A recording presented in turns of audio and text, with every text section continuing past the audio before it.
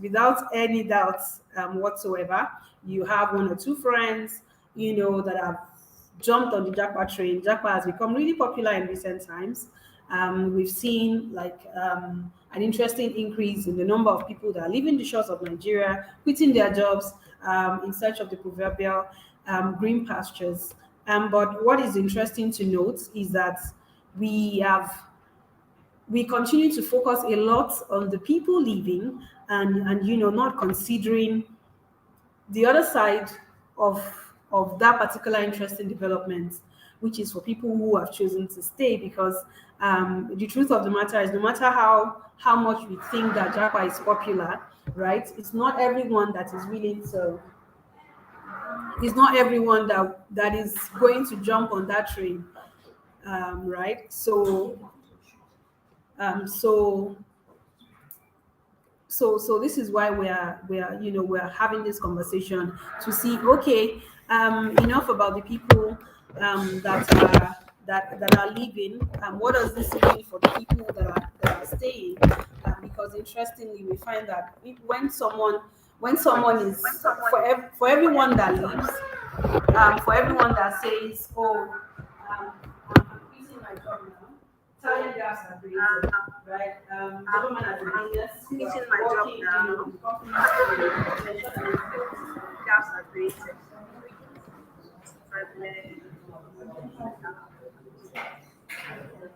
But the truth is that it's up to ensure that I'm streaming on StreamYard. I'm streaming on StreamYard. So what I this afternoon is to ensure that the people that are not leaving are better equipped, and they are able to take advantage of all the opportunities that are opening up as a result of the fact that some people are leaving gaps, they are creating gaps. All right. So and to share with us and to provide deep insights, is Hilda Kragha.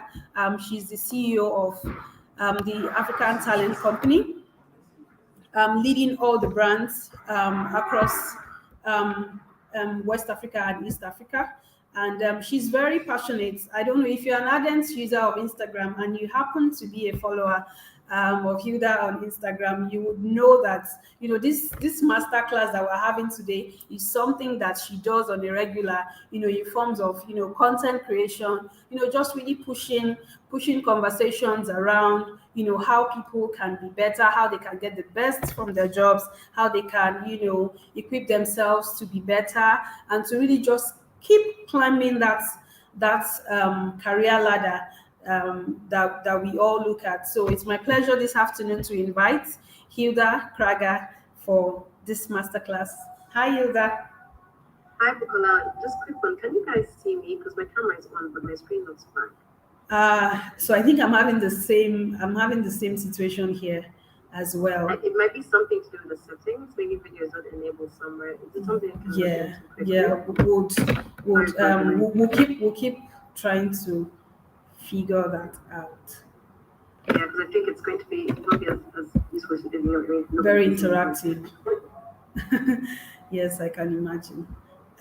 So let's please give me 1 minute, and then let me talk to the team again to see if we can figure that setting out. Apologies, everyone.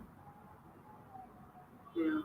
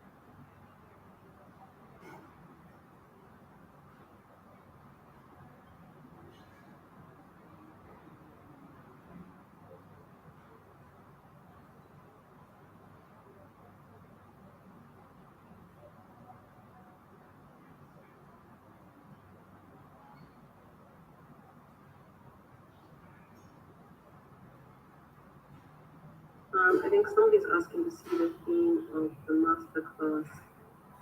I can just share the theme quickly.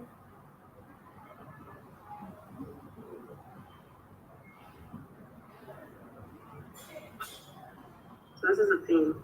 Japa season, career opportunities for those who choose to stay. And as Bukola mentioned earlier, basically talking about, lots of people deciding to leave the country right now for different reasons. It's not always about your career. Sometimes it's about your family, or it's about your health, or your children's health, or other things, the support network, security, whatever it is. But basically, if you choose to stay, what happens to you? Are there opportunities you can take advantage of? And if so, what's the best way to do it? And that's kind of what we're going to be talking about today: how to position yourself for career growth, even if you choose to stay behind. Or if you choose that you want to move a little bit later on with better qualifications. I hope that's clear.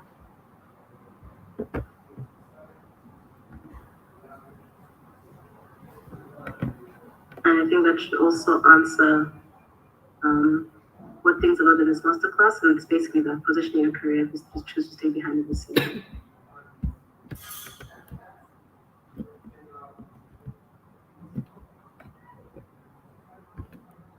Cool. Let's just give the team some time to sort out the video settings just so you can see my face.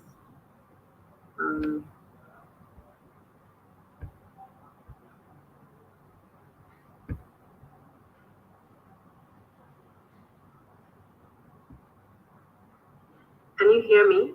Can anybody hear me? I know Bola Johnson, you just mentioned that what is it isn't up. But now you're saying you can hear me. Okay, cool. Perfect. Let's just give it a few minutes for video to come on.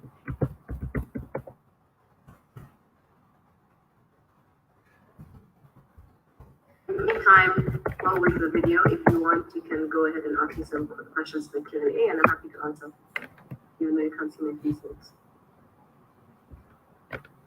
Yes, thank you, Hilda. Yes, we're still trying to sort that out, but please, let's maximize this opportunity because this is really about you and the things that you need clarity on. So please, if you already have questions around this theme, if you're already considering, the factors surrounding how opportunities are opening up, and any questions at all around career opportunities and career growth, please feel free to drop them in the comment section so that Hilda can begin to take them while we work towards ensuring that we can see her. Okay? Yeah, and also maybe just a bit of background about myself. My name is Hilda Kragha. I am Ugandan, married to a Nigerian. I am a lawyer by training, but I worked for the central bank in Uganda for a little while before transitioning to KPMG. I was a KPMG consultant for a number of years before leaving to do my MBA. After my MBA, still in consulting, I joined McKinsey & Company in Lagos. This was 2015. And I worked at McKinsey for the next 3.5 or so years. When I then started a family and transitioned out of consulting and eventually joined Japa as CEO. And since then, I've stayed within the Ringgir Group. So after being the CEO at Japa, I was the MD for Roma 50 Jobs. And now from this year, I am the CEO of the African Talent Company, which houses all of Ringgir's jobs businesses across Africa. I'm really passionate about career development, as Bukola said. If you follow me on Instagram, you probably know this. But also just about talent and how to make the best of ourselves, given our skills and what we like to do and what we want for the future, our different goals and how we find success. Basically, very interesting to me. I've been following this Japa season really closely. I think there's maybe 3 or 4 different themes around here. Some people are, in this year of remote work, they're moving but keeping their jobs. Some people are moving completely, taking their families to Canada. Some are so far away, have started fresh completely. Some people are keeping one leg in, one leg out. You get a job in Nairobi, you're able to come back more often. But others are choosing to stay and kind of figure out, what happens next for me and how do I grow my career here. So today, this is the group we're talking to, the last group I discussed.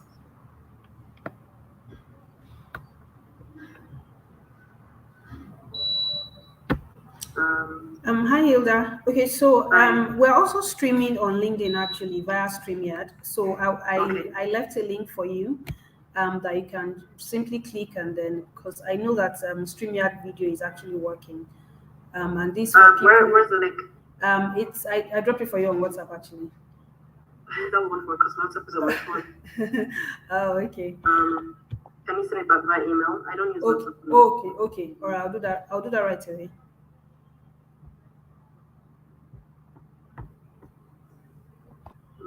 I don't even see the WhatsApp. Sorry for the delay, everyone. This is clearly a Zoom issue.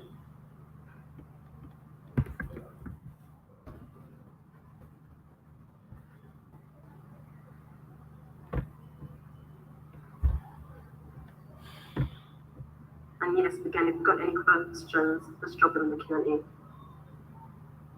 And I'll ask them in the meantime. All right, here I've left it for you, and so to everyone, so you can also join the conversation. We are currently streaming live on our LinkedIn, our YouTube pages. So I'm going to drop the link in the chat box now. If you'd like to, just for the video experience. So if you'd like to move to LinkedIn and YouTube instead, so you can do that. So Bukola, are you saying I should log off this and go follow the LinkedIn? Oh, okay. Follow the link to LinkedIn. Oh, would you be required to log off? I'm not sure. I mean, it's your setup. I'm not sure. I'm not really Oh, okay. Because I'm actually sharing my screen on StreamYard, so that's the way it's working. So I don't think you need to log on. Log off okay. Zoom, I mean. Okay. One second.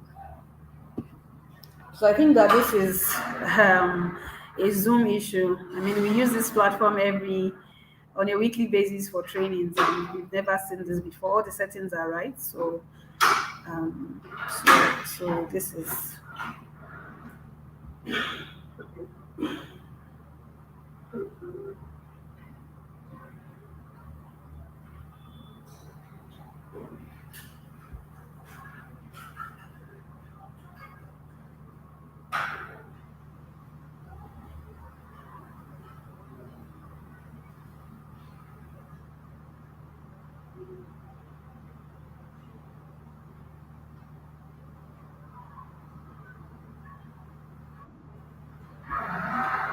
Okay, so it's on your video, then I'll add you to the screen right away.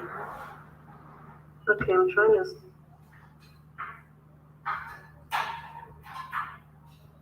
to.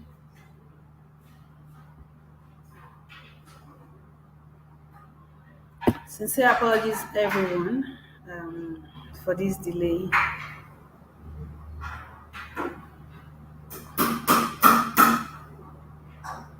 Oh, okay. Looks like you can't turn it on before. Okay, you know what? Please go ahead and you. It looks like you need to log off Zoom. So please go ahead and do that, and then I would share this Zoom screen. I will share the StreamYard so that people on Zoom can continue to see you. Hilda, can you hear me?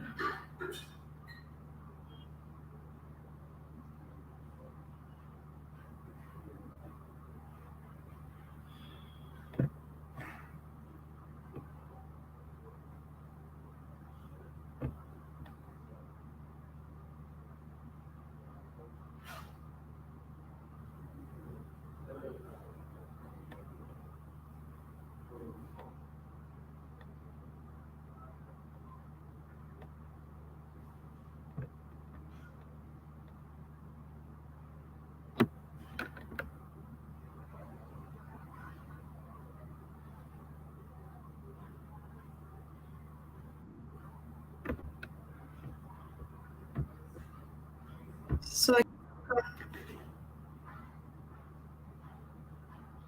allow me to. Hi, Hilda. Hi. Okay, your camera is off.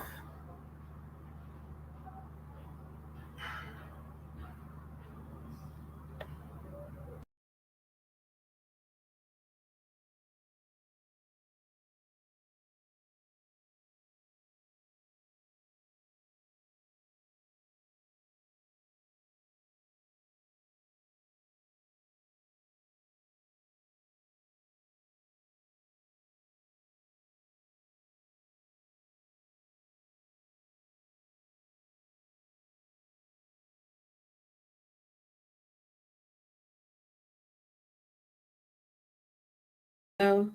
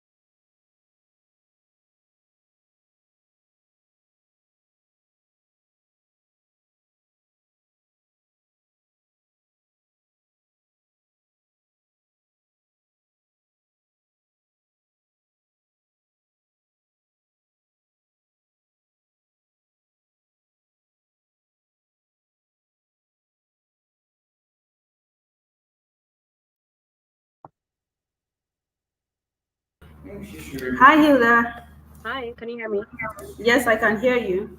Great. So I'm going to just go ahead and share this screen on Zoom so that people on Zoom can see and hear you, and then we can get started. Okay, cool. Yes. All right, everyone, can you see my screen?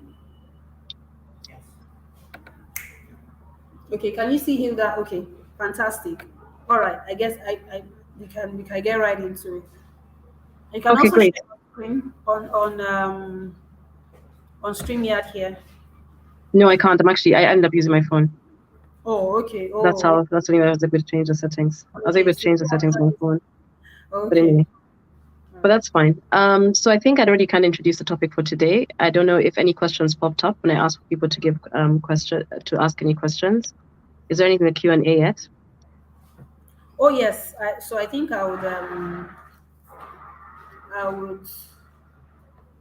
let me see, chat. Okay, yes. So let me just look through. We've had a number of comments. I'm just going to look for the questions.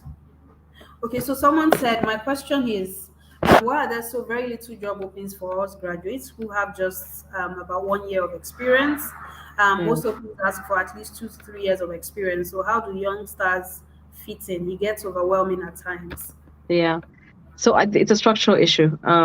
There's been research from the Mo Ibrahim Foundation that says that Africa, sub-Saharan Africa especially, I mean, Nigeria is the largest country, so it definitely applies to Nigeria, should be has around 18 million young people getting to work every year, so 18 million people graduating, but only about 3 million formal jobs are being created. So it means from fundamentally the structural issue mismatch between the number of young people coming into work and the number of jobs being created.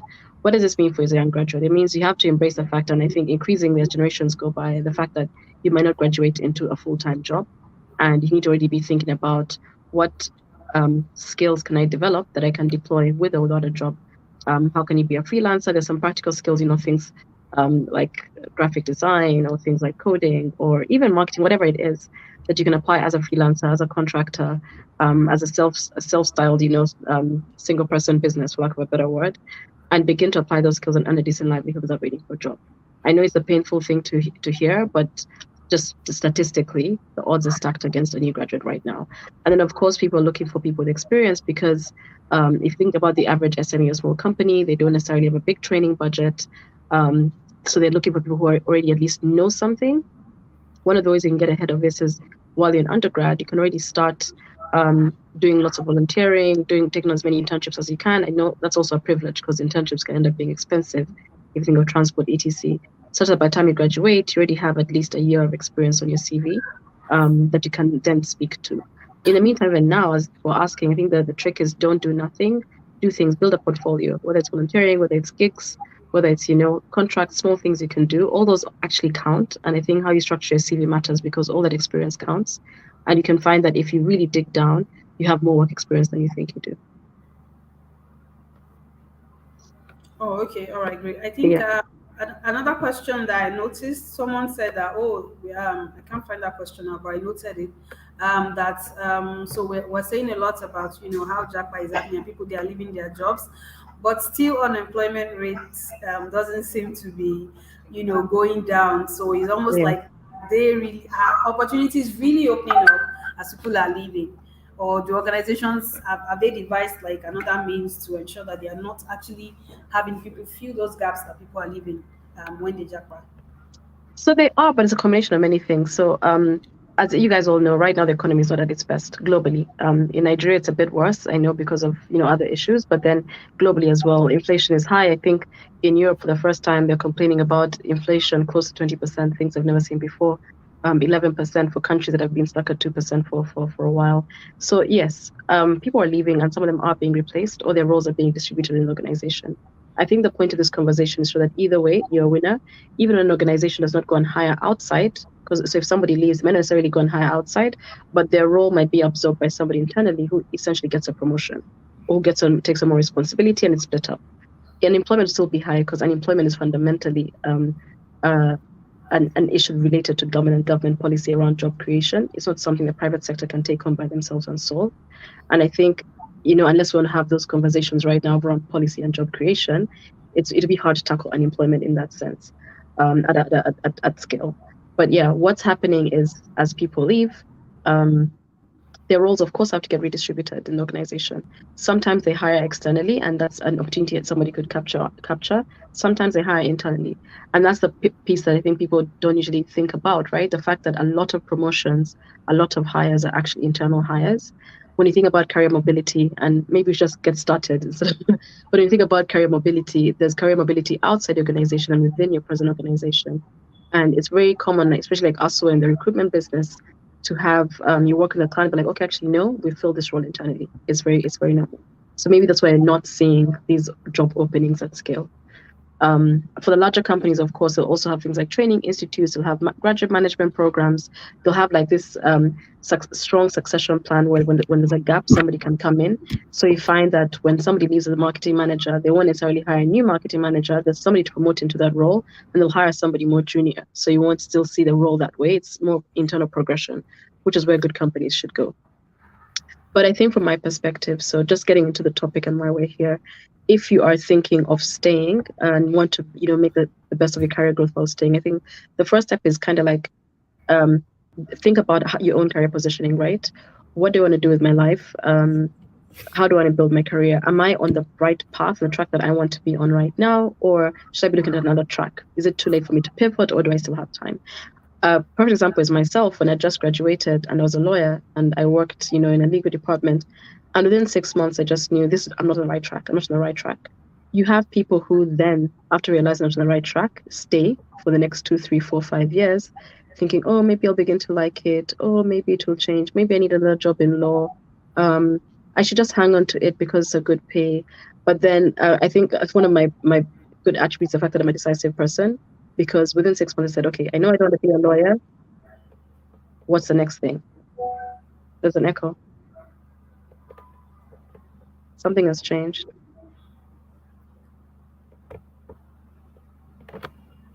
Oh, okay. I was trying to sort. People on Zoom are complaining that they can't hear you. So I think I. Let me try something. Okay.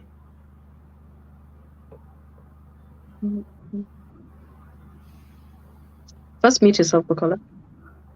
Okay.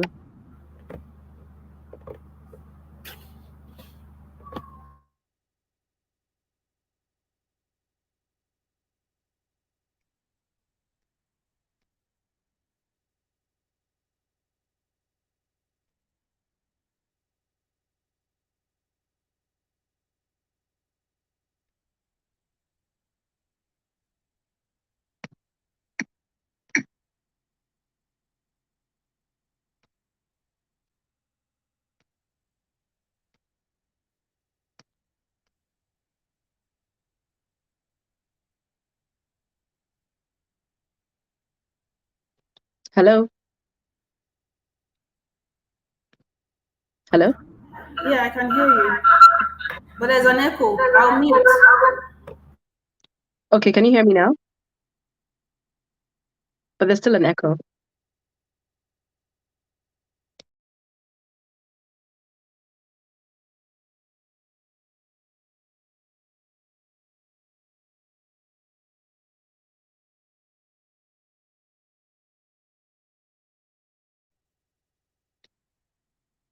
Is this working? But then can people on Zoom hear? Let me confirm that. Because they confirmed they could hear when we were getting that echo. Yeah. So if they can hear now, it will be great.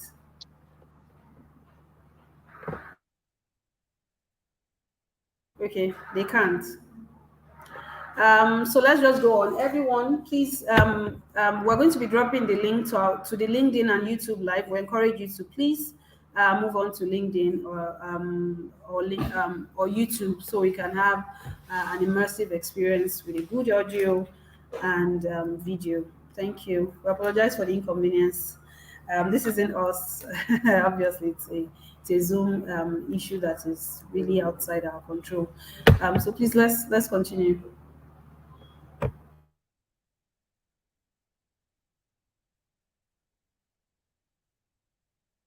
Okay. I'm just waiting to see if everybody has left.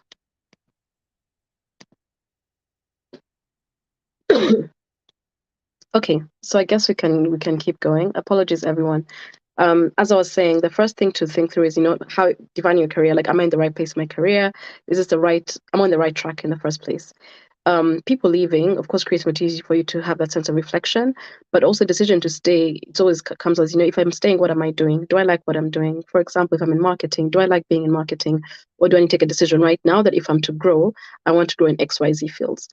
A good way to think about this, of course, is always intersection of what your skills are, hard skills, transferable skills, things that you can carry from one job to another beyond what you studied in university. That is more of a qualification and less of skills. Are you an analytically minded person?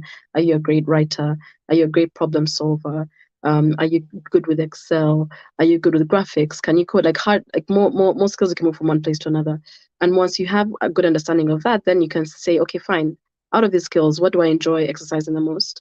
And there's a third intersection there, which is where's the intersection between my skills and where people are leaving. So if you don't like where you are now, you can look. We all know lots of tech talent is leaving. We know lots of people in healthcare are leaving.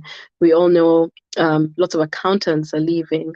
And you can kind of ask, even HR, I think, I want to say the bread and butter level, you can kind of ask yourself, okay, amongst these places I see opportunities, just depending on, from my observation of the skill sets that are really draining out of the country, where do I want to go? And what skills do I have today that can help me get there? If you do realize that you are on the right track and what you want to do is what you want to keep on doing, then it's about moving upward mobility in your career. What do you need to learn to get from a team lead, for example, to a manager, from a manager to senior manager, or even from an individual contributor on your team to a more senior person? What kind of management skills do you need? What kind of stakeholder management do you need to do? How do you grow? If it's that you need to get into a whole other field, then it's about pivoting. How do I get from where I am today to, let's say, being a product manager? What are the intermediary skills? What do I have? Maybe you're moving from an industry to sales in your dream industry, then from sales in your dream industry, you build up the skill set to get to your dream function in your dream industry. It's typically not easy to just change functions and industries overnight. You typically find that you either change functions within the same industry and start from there, or change industries but stay in the same function, then start from there. I think trying to do a double move is always a bit dangerous in terms of just how much learning and upskilling you have to do, but it's possible to do it. It's just be the tougher way. That's the first thing. And the second thing, so once you understand the most important skills to gain, ideally put yourself on that track. There's lots of free learning opportunities these days, on YouTube, on Coursera, on in Udemy. There's so many.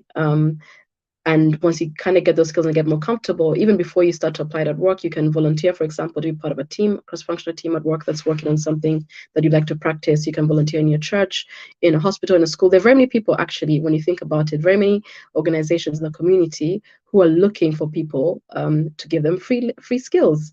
And if you've got those skills, you're just looking to practice, then, put aside the conversation for a while and just work at your skill.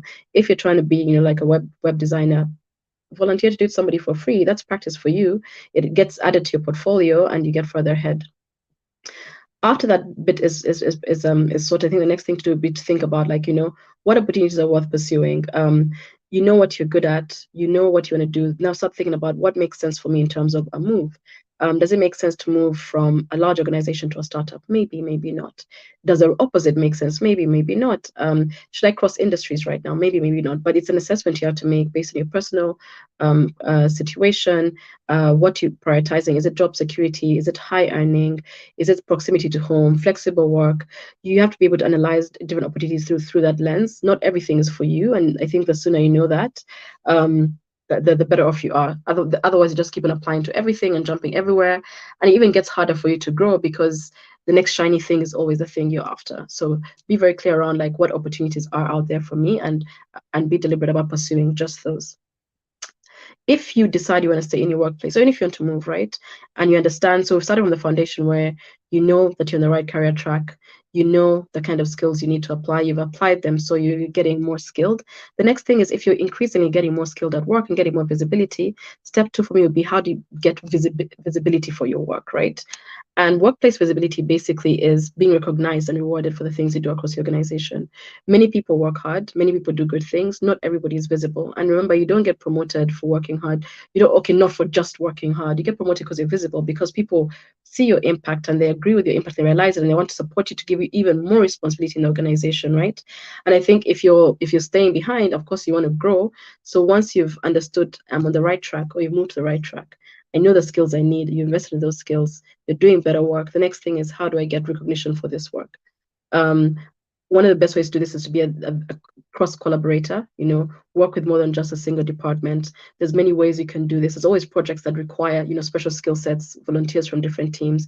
Be the person who volunteers, make sure the impact is felt across that. Second thing is to, whenever a special project signs up, if certain people are on it and it's going to give you the best of visibility, try and get onto that project and do your best work. But most importantly, I think you can kind of think about the type of, like a prototype for who you are at work. You typically find that you'll be successful if you can show that you're good or great at one thing, People move up. There's very, very rarely a person who is 100% good at everything, right?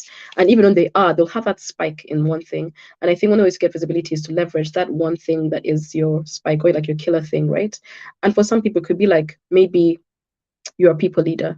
You're the kind of person who everybody comes talk to about their own careers, about their growth, about problems with HR, etc. Not because you're a gossip, but because you actually help them to find solutions. HR sees you as a great colleague in this perspective, because they'll respect your opinion. They'll know you've got a good pulse on the organization. They know you're very interlinked with the teams, and basically you're looked in the organization as somebody who is good for people, and you're central to the people agenda. That's one thing you can think about. There is being a good coach. You find people in the organization who maybe they're not always, with clients, they're not always like the typical bright problem solvers or the fastest whatever, but they're teaching the new generation. The only way an organization grows if you've got good succession planning, if you've got people coming in and learning. And when you find somebody in your team who can actually coach people and teach them new skills and grow, that's a very good way to have visibility, because, a new person comes in and everybody says, oh, let them work with Bukola. She'll figure out, Bukola will show what to do, or let them work with so and so. If you want them to learn X, ramp up quickly, pair them with this person, buddy them with this person. Having that reputation is also super helpful, because it's one thing you get distinctly known for that's important to the organization. You can also be a problem solver, the kind of person who, if there's a tough nut to crack in the organization, any team, and bring all the geniuses on board, better call so and so to that team. They have amazing ideas. They're very innovative. They think outside the box, and they're not afraid to do. They're afraid to do to implement crazy ideas or to do difficult things, right? And finally, you could be the kind of person who, like, you're just great with managing clients if you're in a client-facing organization. Where, like, for some reason just all the clients are obsessed with you because you understand customer service, you understand the ideas of putting them first, you listen to their perspective, you know how to manage stakeholders really carefully. These are just examples of how you can find kind of like your niche in the workplace, or like your spike in terms of what you're good at. So if you think about visibility, you think about lean into like your strength in this place, and get opportunities that will help you be visible in this space, because already you know it's something you're really good at, on top of course of being competent across other areas, right? So you have to assume that if this is the place that you want to double down on, this like your 100%, but everything else like at 50. Not that you do this at 100% and you leave the core stuff at 0. No, that's not the way it works. And then basically that's, you begin to get visible for your work because you're doing things that are impactful across the organization, no matter your level, right? And visibility is not always about I'm a manager, I'm a team lead. You can be visible no matter the level you're at, because even across all these dimensions I've described, you can still be impactful. And a manager 5-6 levels above you can recognize that you did something great. Yeah, and that's the thing. After that, I think, let's say you're getting visibility, people really enjoy working with you, they know you're impactful. The tough thing that typically comes now, you get too much work. You end up doing lots of free work. You're the person who's being called for every single project. Please call Hilda, call Hilda. And if you don't know how to say no, or how to just manage that, you end up being completely overwhelmed. Are you saying something, Bukola? I said that's the tricky part. Exactly. You now become everybody's favorite. You become everybody's favorite, right? And so you have to learn how to have well-balanced and sometimes tough conversations with your team, with your leadership.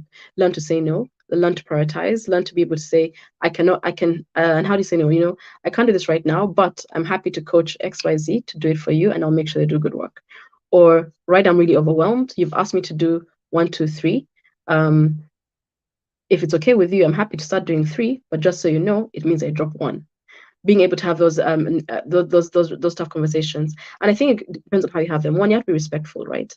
2, you have to have them early on, upfront. If you wait until you've done bad work or until you're completely overwhelmed and it's a bad conversation, it gets more difficult.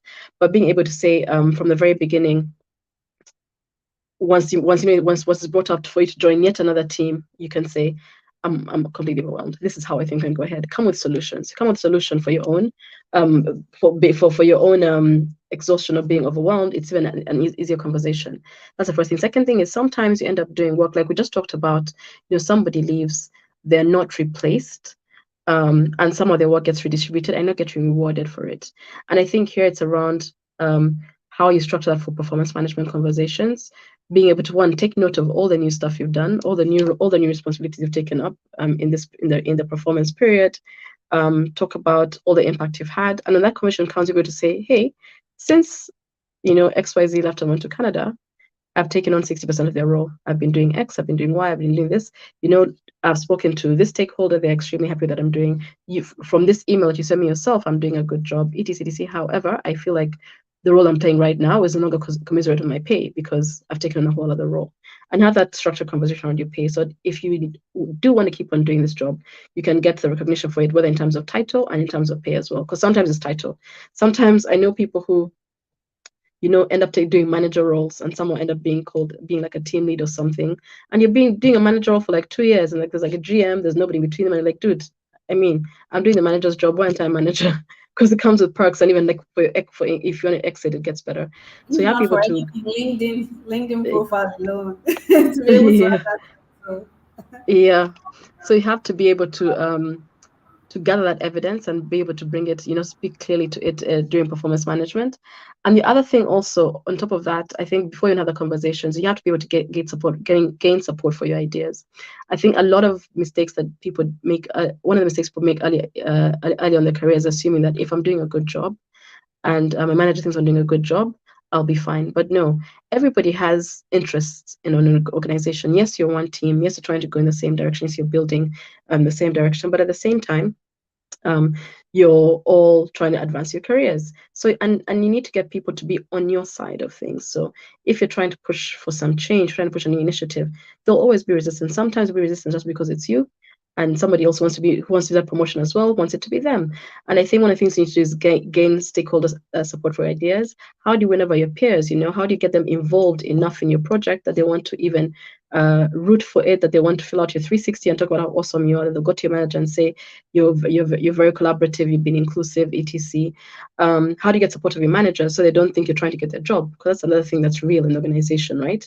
Sometimes you're doing such good work that you might make people around you insecure, including your manager, who might think you're trying to get their job. So how do you actually kind of manage them upwards to make sure that they understand that, yes, you are building for the good of the entire team, it's not you against them. And a lot of this honestly speaks to great communication first of all, and being inclusive. Don't be the one-man show. Don't build in hiding. I know that especially in Nigeria, there's always this thing around, I don't tell people my ideas because they'll steal them. But don't build in hiding. Involve people before even report. One of the things that consultants do well, for example, is syndicating, right? And I think syndicating, using that tactic in your career can be really good. Basically, before you have a big meeting when the decisions are going to be taken, or if you've been working on a report and you have to present it, before you present that report, set up a one-to-one with every single person you'll be presenting to. Take them through the report and make sure that you address any of their concerns early, that they're on track with all your findings, work on their feedback, etc., such that when you actually get into the room to present, everybody's on your side. And they don't have to know you syndicated all of them, but basically all feel special because, Hilda involved me. She came, we talked about this, I had some concerns, I can see she fixed them. We've talked about it, I gave her feedback, she listened to feedback. So you get in there and everybody's agreeing with each other, and they don't realize that you orchestrated this agreement with each other by doing the one-to-one. So if somebody is going to bash you and you report, they bashed you in the room in private, they didn't come to a room with 12 people and they're shocked by what they're seeing in the report and bashed you then and there. So it helps to save your career as well. And maybe it's not everyone you syndicate with. Maybe as you're doing the project, you speak to your colleagues, but it's time for the presentation, you syndicate like the 4 or 5 most important managers, just being able to manage stakeholders and make sure that you've got a force behind you as opposed to in front of you and opposing you. And of course, the final thing here in gaining support is identifying sponsors. So sponsors are typically people who are high up in the organization, who vouch for you, who are very confident in your skill set, who want you to be a leader and who will push for you no matter what. And with a sponsor, it's different relationship from a mentor, because a mentor will say, I think this is a good idea, you should pursue X. A sponsor will say, yes, you should pursue X, and will hold your hand and walk you literally through the room and say, hey, Hilda wants to do X, let's give her this opportunity, and fight for this opportunity and walk you through it, right? So you need people who are, as they always say, people who are speaking for you in rooms that you can't be in. And related to this, you have to realize that trade-off. You're going to have to do some things for your sponsor as well. Their special projects, their things that they need to work on. You need to prove to them your competence, but also the fact that you have their back the same way that they have your back, right? Not in any way that's illegal, but yeah. The third one I'd say for me is, so after this, let's say you've done this in your organization, it's been a couple of years since the time you made that decision to stay on your career track. So just to backtrack, you stayed on your career track or you moved the career track. You understood the skills you needed to grow, so you grew. You began to do better work and you got that visibility. On top of visibility, you're able to manage stakeholders and kind of get people to rally behind you, get a good sponsor work who has led you to this point. It still gets to a point where you have to say, I want more. And the question you have to ask yourself at this point, which is around making effective career choices, is I want more. Can I get the more here, or do I need to leave? It could be that maybe 5 years later, it's actually your turn to Japa, because now you're ready and you'll get better opportunities. Or maybe your life situation has changed. You now have a family, you have children who need urgent medical care all the time. Whatever it is, maybe you married somebody who actually wants to leave the country. Your situation could change and it's your turn to leave. Or it could be, I still want to stay in the country, but I want to grow to the X role, and I'm not sure if I can do it in my organization. So in your organization, I think one thing you first try and see is like, what growth opportunities do I see around me? A lot of times, and I see it even in our own organization, people say there's no career growth. And I'm like, what are you talking about? So and so has grown, so and so has grown. Look around you, everybody's growing. And I think it's because we expect that career growth is handed to us on a plate, as opposed to we being proactive about it. I want to do X, so I'm working towards X. I'll have those conversations. I'll even volunteer for an internship, whatever it takes. Because my career is in my control, as opposed to, oh, my manager doesn't care about me. She's not promoted me. I want to change to product. She's not changed me. No, so it has to be a bit more proactive. So typically, you have to ask yourself, if everybody around you in your organization is growing except you, ask what role you're playing in that.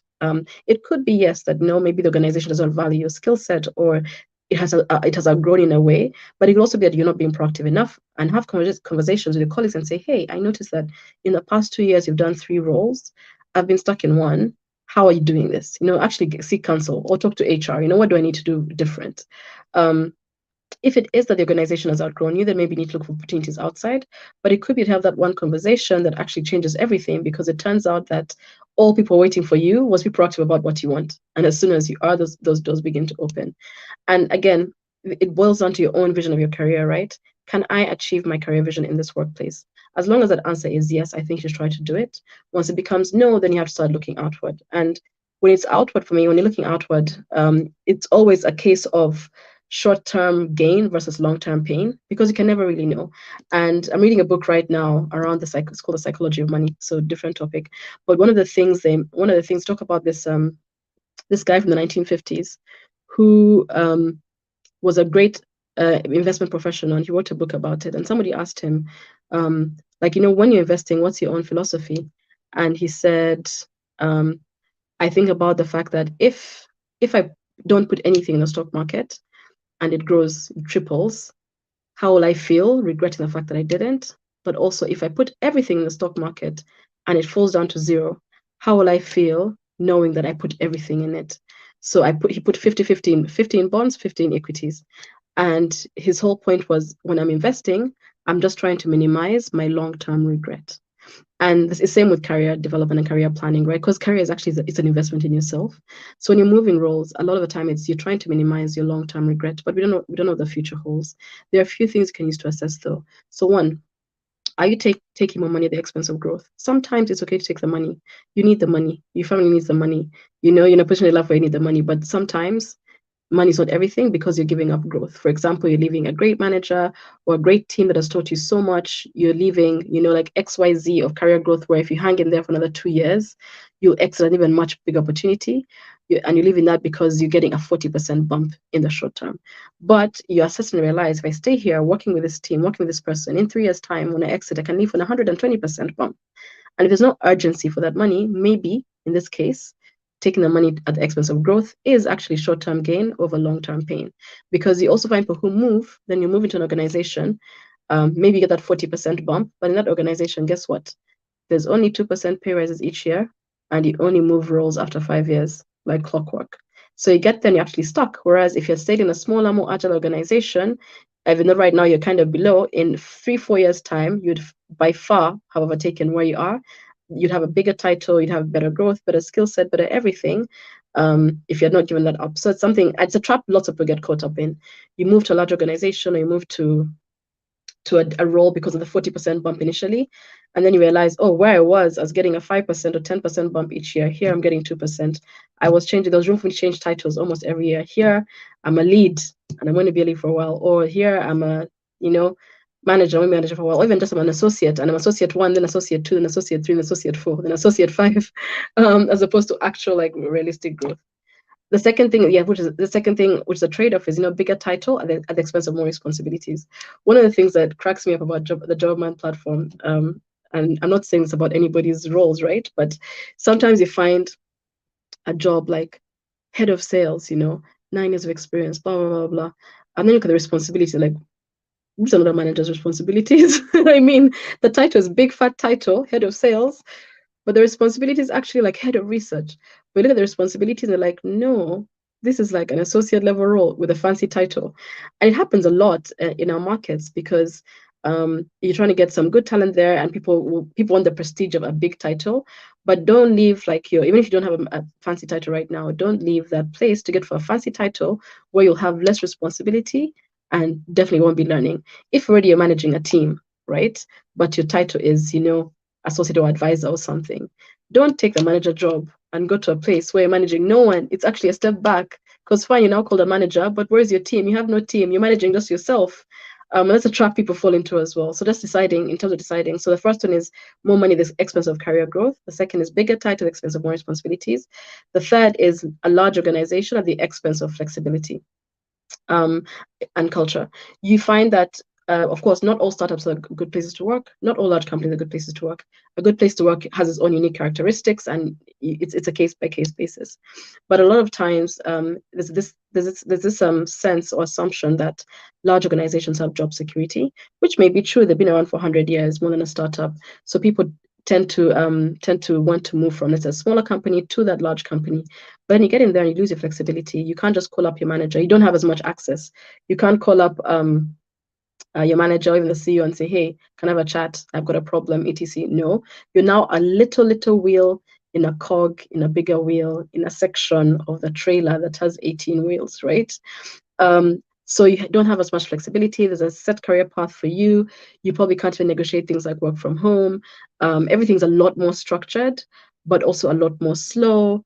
And also sometimes a lot more toxic. And yes, startups can be more toxic. So you have to think about that as well. But whatever you're trading, make sure you're not trading what you consider to be boring or consider to be small, or something that may be larger, maybe different, or maybe more prestigious. Maybe let's use that term, but it's less flexible and more toxic. The quality of work, your workmates counts. The way they think about support for young mothers or young parents counts. The way they think about growth also counts. And sometimes you don't see all these things from the outside. So it's important to do a lot of research again before you take a job, and don't burn bridges, because if it turns out that you actually want to go back to your own job, it would be nice for that door to still be open to you, right? But that's the kind of way, that's how I'd think about okay, when it's time to leave, how do I think about it, and the things I'd keep in mind. And that actually brings me to the end of the presentation, and happy to take questions. I can't see any of the questions because I'm not on. Yeah, I think Bukola, you have to help me. Yes, thank you very much. Thank you so much.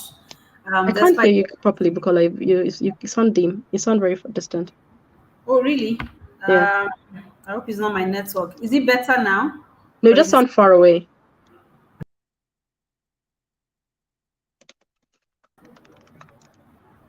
How about now? Is it better it's now? fine. I'll have to manage it, but you sound distant. Oh, I don't know what okay. changed. Oh, I'm so sorry. So I was going to say that, I mean, despite the rocky start, we're still, this is finally going well. Thank you so much, Hilda. So please, ladies and gentlemen, please leave your comments, questions in the comment section, so that we can take them. I noted one or two questions, and I hope it's okay to maximize this moderator privilege to go ahead and ask my question. Can you hear me, Hilda? I can hear you. Okay, great. So I think the question I noted was around, gain stakeholder buy-in. That was that trick, or maybe I shouldn't call it a trick. That tactic about, getting people having one-on-one sessions is really priceless. What I just wanted to ask is, what do you do? How do you manage situations where one of the key stakeholder or the major stakeholder is against you, someone who sort of holds the key to the decision, as to whether or not your ideas would fly, despite having, if there are 5 stakeholders, if you get 4, there's still this one person. So how do you manage it if that one person is now the one against you? Yeah. So there's two things, right? One, if you've identified your sponsors and your backers in the organization, talk to them and say, hey, I feel like I've done a good job on this. You guys are all have my back, but so and so is a bit resistant. Do you know why? The other thing you can do is just go up to them and talk to them like, hi, I've been speaking to you about this for a while. You seem to have your reservations. Can you share some more about your reservations so we can talk about how to move it forward? If they're genuine reservations and it's a genuine person, then you'll find out. If they're not, and it's somebody's maybe jealous or something, either way you'd find out. You leave with an answer. I think one of the things we underestimate is the power of communication. I mean, you can sit there wondering why this person is against you. You can go and ask them, set up a one-to-one. Hi, can we have a conversation? If it ends up being a bad conversation, you can loop in your supporters. You can loop in HR. But most likely, maybe one thing you overlooked, sometimes as small as, oh, I feel like you don't respect me. Other times it can be they've got their own agenda that they're pushing. Either way, then you've got clarity and you can figure out the next step. But never underestimate the power of just a direct conversation. All right, thank you so much. At least that's the first thing I would do. I would never assume anything before just asking, yo, what's up? I mean, that courage, and like you said, never assume, you never really know what you can get. But if you don't have the conversation, you will never know. Exactly. There is no chance. So you just keep wondering. and then keep wondering, oh, what if maybe, yeah. So thank you very much. Another question I have is around visibility. So how do you draw the line between really just trying to be visible for the work you're doing, or being a show off, if I can put it that way? So are there like, Why does that have to be different? I mean, for some people, it depends on your personality. For some people, visibility is just impact, even from the back. For some people, showing off is a core part of visibility. I think you can be a bad show off, you can be obnoxious, and I think that goes to when you're trying to say, I am this versus you who is that, when you're trying to put others down with your achievements, that's a problem. But in as much as they are your achievement and it's work you've done, and you're being civil about it, why can't you actually be proud of your work?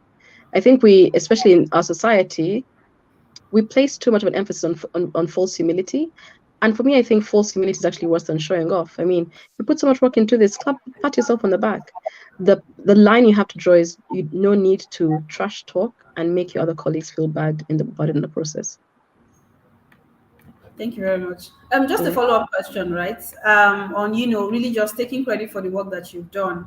So how do you know when to personalize it? So, for instance, teamwork and collaboration is very important. So, yeah, say I lead a team to work on a project. I know that I put in, say, 70-80% of the work, but then credit comes, and then it's a general credit that goes to the entire team. So, is it okay for step it forward? depends.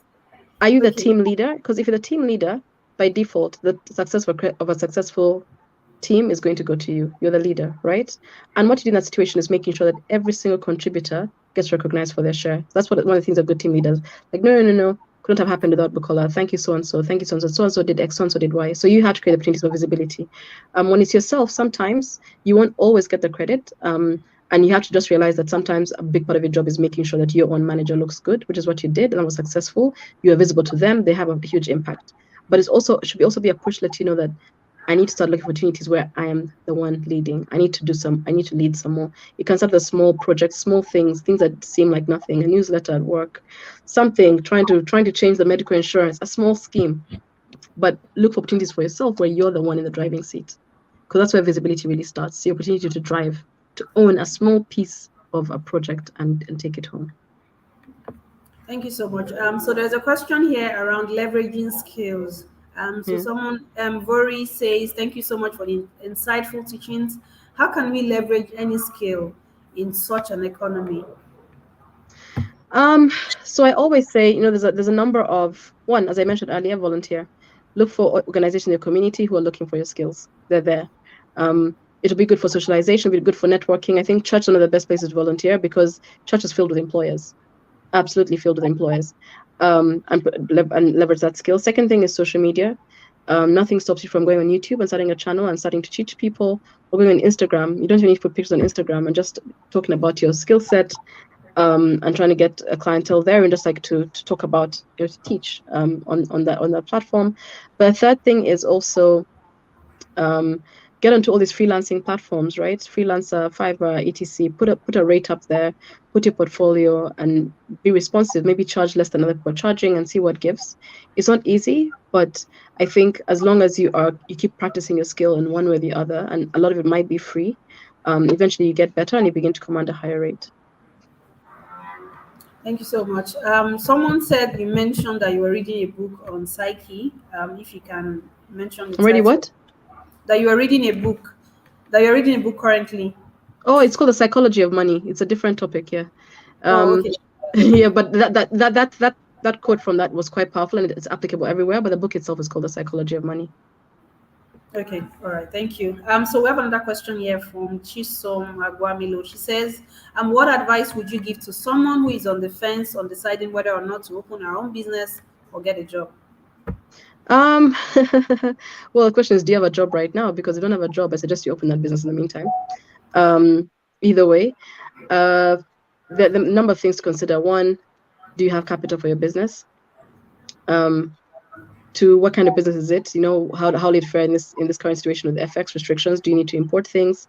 Do you have support for that business? If you're getting a job, what kind of job would you be getting? What do your career prospects look like? Have you been interviewing? Have you gotten that before? And also, who says you can't do both? Like, I would say start your business either way and start interviewing and see how it goes. Maybe it takes you another 6 months before you find a job. Maybe it takes you 3. But in the meantime, your business can sustain you. And when you finally get that job, then you can reevaluate and say, do I get help for my business? Can I still kind of do both? Or you open a business and then look for a job that kind of supports your hustle, e.g., get a remote job, get a part-time job. I think often we think about either or instead of and yet when we make it an and, you realize there's actually no decision to be made. Thank you so much. Let me look through if we have. There was a question on LinkedIn, but it's just disappeared. Something about Japan unemployment. I think somebody had asked that already still, but as I said, it's structural. There's 6 times the number of young people coming into work as they are jobs being created. So from the get-go, there's a mismatch. On top of that, the economy is not necessarily in the best of situations right now. You look around globally, Meta, Facebook, 11,000 layoffs, Twitter, half the organization gone. Almost every organization is conducting massive layoffs because when the economy is in its best state. So of course the rate of unemployment is high. In Nigeria specifically, I think the last 4 years have also been kind of like a downward trend. Since COVID, I don't think we've truly bounced back to pre-COVID levels of employment. So unemployment will still be high, even people leaving, because it seems like there's lots of people leaving because they are our friends and our neighbors. But against the backdrop of a 200 million person country, even if 1 million people leave, that's less than 1%, right? So you also have to give that into context. Yes, people are leaving, but unemployment is still great because even when everybody was still here, unemployment was still great. We're talking about a country with, combined unemployment and underemployment at over 50%. For that to kind of be resolved, half the country would need to be leaving, essentially. So that's why it doesn't feel like this is making a dent. But you do find certain sectors, certain roles at certain levels, entire organizations being wiped out with people who are leaving. Yeah. Thank you. Okay, so Vori had asked the question about volunteering. So she's asking a follow-up question. So she says she doesn't go to church. And so are there any other recommendations? Hospitals, schools, it depends on your skill, right? For example, an accountant, all those organizations need accountants, orphanages, all those people need accountants. As an example, they all need HR people. They probably all need somebody who understands tech. They probably all need somebody like a Microsoft skill set. Look around you, honestly. I'm sure there's organizations that are looking for help. Worst case scenario, you can even go to like a Lagos state government and ask for a volunteer position. A Lagos state government office. I don't know how successful that should be, but there's always people looking. Your estate, if you live like in a housing estate, that has some sort of centralized committee. That's another way. That's another place. Yeah. Thank you so much. I hope that has been helpful, Vori. Thank you. Oh, okay. Yes. And the other things you can look at, right? Things like WIMBIZ, for example, like other organizations, right, who are always having events. Yeah, you can go to an event center, ask there's so many ways. I don't know how to. Based. I say it can be project based. Exactly. Yeah. So they have these events coming up. They have this project, maybe for a short time period, long term, and you can really just take advantage of that. Yeah. Okay, I don't think we have any more questions at all. Okay, someone was asking, a number of people were asking for your LinkedIn handle. I think someone has dropped that. Someone was asking for contacts. I don't know what you mean. But you can give my Instagram handle. I'm probably more active on Instagram than I'm on LinkedIn. Yes, please connect with Hilda on Instagram, Hilda_Kabushenga_Kragha. Is that correct? Or you can really just search for Hilda Kragha. You'll find her. And I really seriously recommend following. If any other question also comes up, she's very active in her comment sections as well. So you can really just feel free to post your comments and ask for clarity in any career-related theme that you want. Thank you so much. There's another question. I don't know if you can take it. Hilda, can you see it? Would you like to take it? No, I can't see it. Where is it? Vori said, I would like to know your opinion on how geography affects your skill. I don't know. I don't know if geography affects your skill as much as it affects your opportunities, right?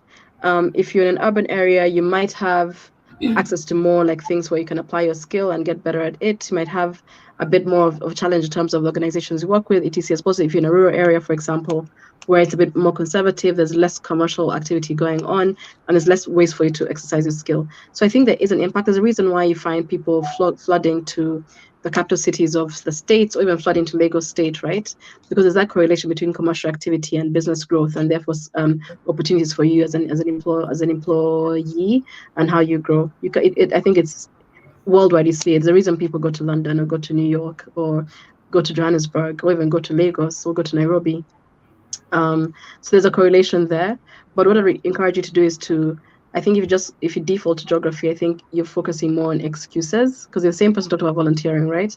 I would encourage you to think of yourself as against the norm as opposed to conforming to the norm, right?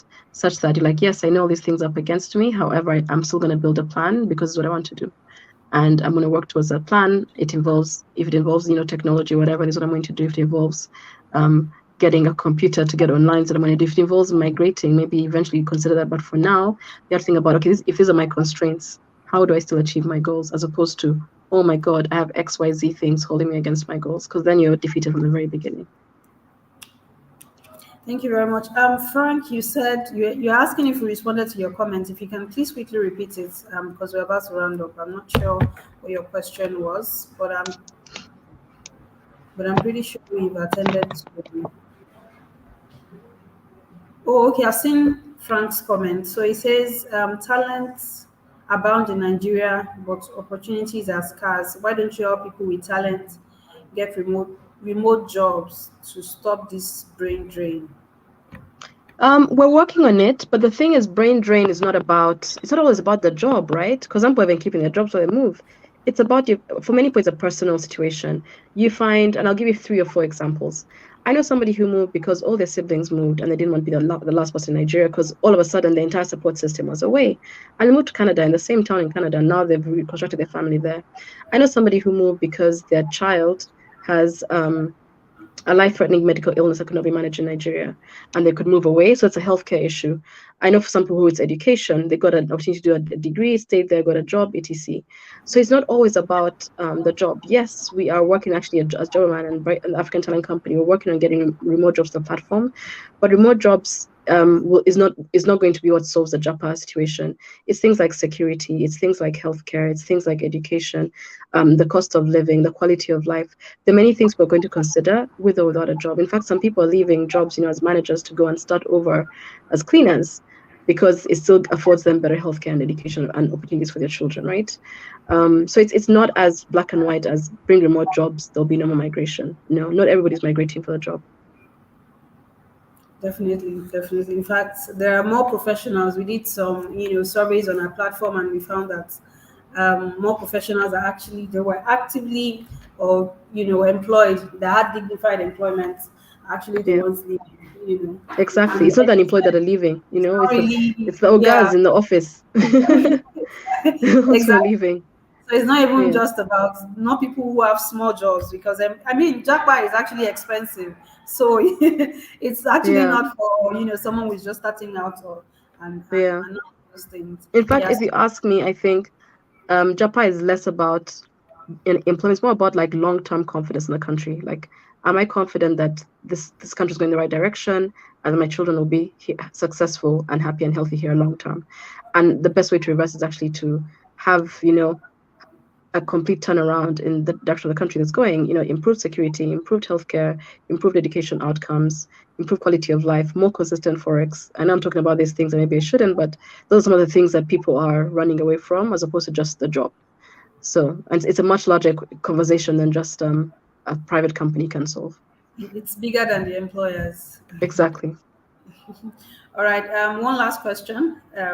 What do you think about soft skills? Is it enough to give you an edge? So soft skills can give you an edge, but you need to be technically competent. I think, of course, if there's many technically competent people in the organization, you with the soft skills, you might be a little bit ahead, because the things we're talking about, stakeholder management, being collaborative, problem solving, a lot of these are a bit of soft skills, and those softer elements are hard to quantify, but super important. So they give you a big edge. Unfortunately, our education systems don't really teach soft skills in school. You find abroad that, by the time in university, you do have, or even from a very early age, there's like this deliberate effort to infuse soft skills in education, but here we don't. I know that Japa Nigeria has like a free running soft skills program, so definitely sign up for that. It's completely free. You can do it on Telegram, you can do it on WhatsApp, you can do it on Coursera, you can do it however you want to do it. and it will really give you an edge on the things that matter when it comes to soft skills, things like emotional intelligence.